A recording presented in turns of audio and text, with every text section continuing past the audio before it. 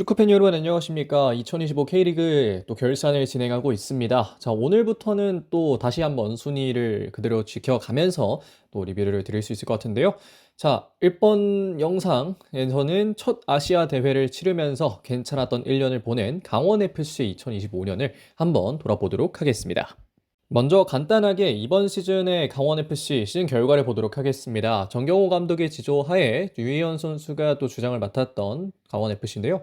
2025 K리그 1에서는 13승 12무 12패, 승점 52점, 득실차 마이너스 4점으로 최종 순위 5위에 위치하게 됐습니다. 2년 연속으로 또 파이널 A에 진출을 하게 됐고 아시아 챔피언스 리그 2 진출 가능성 역시 굉장히 또 높아진 상황인데요. 컵 대회에서는 현재 2025-26 아시아 챔피언스 리그 엘리트 동아시아 권역에서 9위에 위치를 하고 있고 코리아컵에서는 또 4강에 탈락을 했습니다만 뭐 그래도 굉장히 또 괄목할 만한 경기력을 보여줬었던 또 강원입니다. 2차전까지 가면서 전북 특히나 코리아컵 우승을 한 전북을 또 끝까지 압박을 했기 때문에 이번 시즌 또 강원의 성적이 딱 봤을 때는 약간 아쉽나라고 생각을 할 수도 있겠습니다만 뭐 이렇게 지금 제가 말씀드리는 걸 봤을 때는 이 강원이 꽤나 또 좋은 시즌을 보냈다 이런 식으로 설명을 드릴 수 있을 것 같습니다.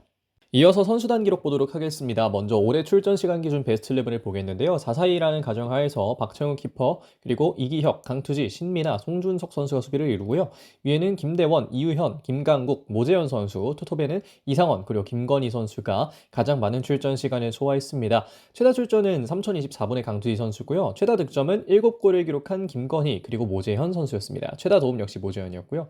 를 보면 지금 중간에 들어온 선수들이 좀 많이 뛰었습니다. 김건희, 김대원, 모재현 이렇게 세 명의 선수가 많은 역할을 했던 바로 이번 시즌이었던 것 같고 팀 최고의 선수는 역시나 또 강투디 선수입니다. 35경기 동안 한 개의 도움을 기록했고 베스트 11이나 뭐 이런 부분에 들어가지는 못했습니다만 강원이 이번 시즌 그래도 수비를 어느 정도 안정감을 가져가는 데에는 강투디 선수의 역할이 상당히 컸다. 그렇게 이야기를 드리고 싶고 기량 발전 선수는 어떤 선수를 해야 될까 좀 고민을 했는데 박청일 선수인 것 같습니다. 지난해에는 10경기를 뛰었는데 이번에는 또 25경기를 뛰었고요.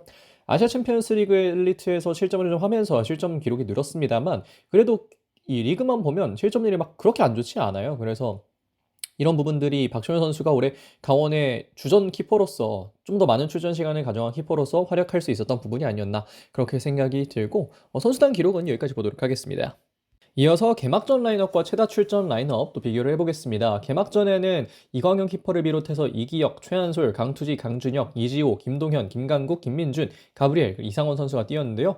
뭐 늘 말씀드립니다만 베스트 11을 볼 때 저는 출전 시간을 기준으로 봅니다. 최다 출전 앞서서 말씀을 드렸고 바뀐 자리를 보면 양쪽 측면 공격수가 바뀌었고 주전 키퍼 역시 좀 바뀐 부분이 있습니다. 또 센터백 자리에도 최한솔 선수가 당시 먼저 나왔는데 아마 그때 신민아 선수가 뭐 연령별 대회 이런 부분이 있었던 걸로 기억을 하고요. 그리고 김강국 선수의 중원 파트너 역시 변화가 있었습니다.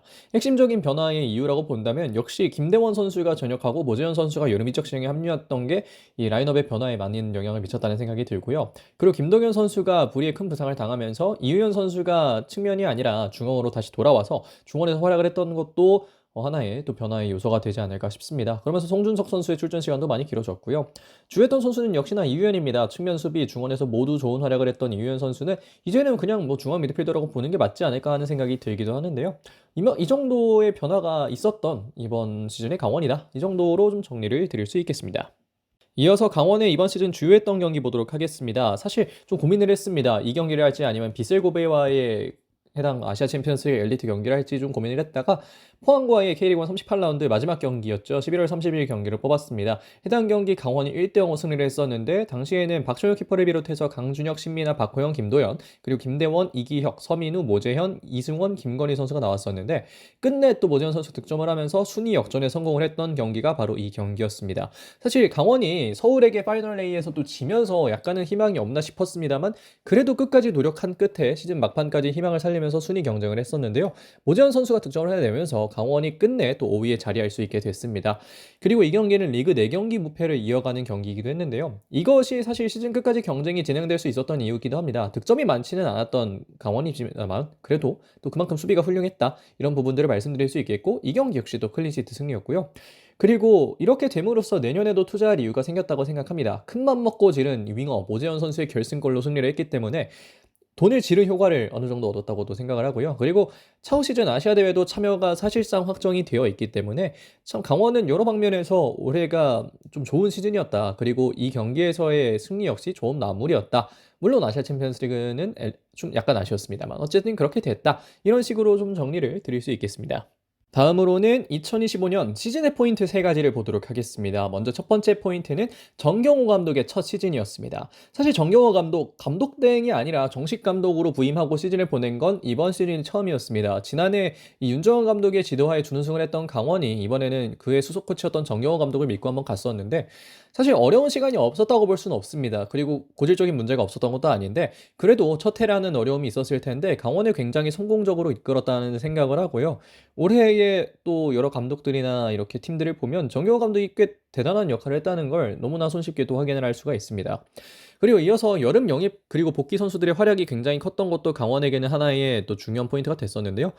전역한 서민우, 김대원 그리고 여름에 영입된 모재현과 김건희 이 두 명의 영입 선수들 그리고 두 명의 전역 선수들이 상당히 많은 활약을 해주면서 강원이 팀의 뎁스를 조금 더 강하게 가져가는 데에는 도움이 됐고요. 이게 시즌 중반에 다시금 힘을 낼 수 있는 요소가 됐기 때문에 이런 부분에서 또 끝까지 경쟁력을 이어갈 수 있지 않았나 그렇게 생각이 듭니다. 그리고 마지막으로는 앞서 말씀드렸다시피 두 시즌 연속 아시아 대회 진출했다는 것도 굉장한 포인트라고 볼 수 있겠는데요. 도민 구단임에도 불구하고 어려운 일을 결국 해냈던 강원 FC가 계속해서 좀 재정적 여유를 충분히 존재할 수 있게끔 하는 요소가 이번 또 시즌이 됐다는 생각이 듭니다. 자, 그럼 시즌의 포인트 여기까지 보도록 하겠습니다.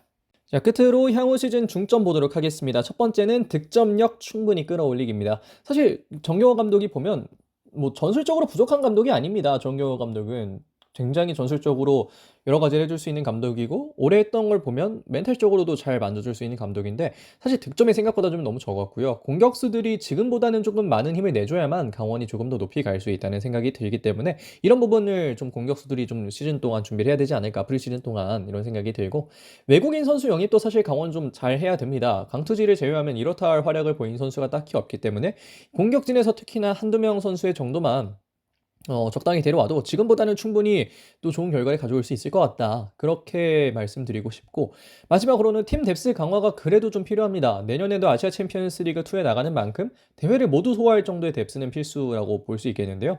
사실 지금의 뎁스도 이 숫자만 보면 괜찮습니다만 개인적으로는 퀄리티적인 부분에서 조금 더 강화가 일어나야 되지 않을까 그렇게 생각이 들고 이 세 가지에 조금 더 중점을 두고 프리시즌을 소화해야 되는 강원이라고 말씀을 드리고 싶습니다.